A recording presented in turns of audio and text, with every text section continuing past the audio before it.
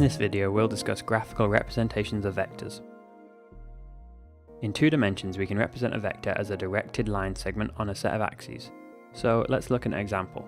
Say we take some point P in the plane and consider the directed line segment going from the origin O to P. This has a magnitude, which in this case is the length of the line segment, and a direction specified by this arrow.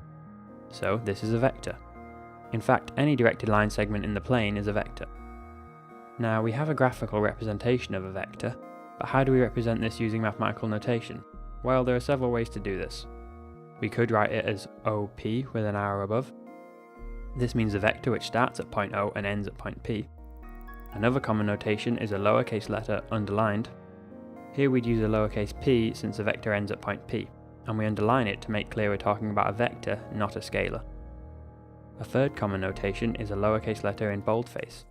This is only really used in print, so you might see it in a book or some printed notes, but when writing by hand we tend to use one of the first 2 notations. We may also want to denote the vector's magnitude, i.e. its length. We do this by taking the notation we're using for the actual vector and enclosing it in vertical bars. Remember, magnitude is a scalar, or a number.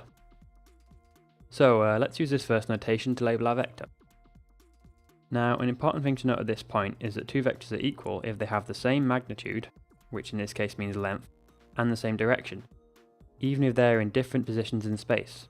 So let's consider a different line segment going between 2 points A and B. Using our notation, we would label this AB, with an arrow above. If we look at the grid squares, we can see that both OP and AB measure 6 squares across and 6 squares up. So they must have the same length. We can also see that they have the same direction. The only difference between them is that they're in 2 different parts of the plane. So these 2 vectors are in fact equal, that is, OP equals AB. So in fact there are an infinite number of vectors in the plane that are equal to OP, since there are an infinite number of line segments in the plane that have the same length and direction as OP. It's conventional though, when drawing a vector, to always use the representation which starts at the origin. This representation is sometimes called the standard position. In the case of this vector, that would be the first line segment we looked at, OP. But for now, let's take another look at this second vector AB.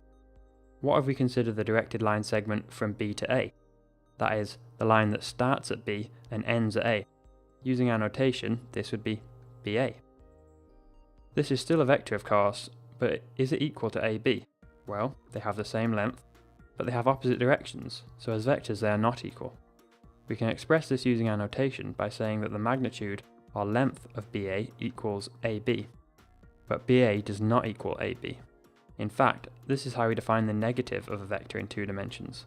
The negative of a general vector AB is the vector which has the same length as AB, but the opposite direction. So, in our specific example, BA actually equals negative AB. So hopefully you now understand a little more about how to represent vectors as directed line segments in 2 dimensions. The moon burst through a mass of clouds, and she saw far off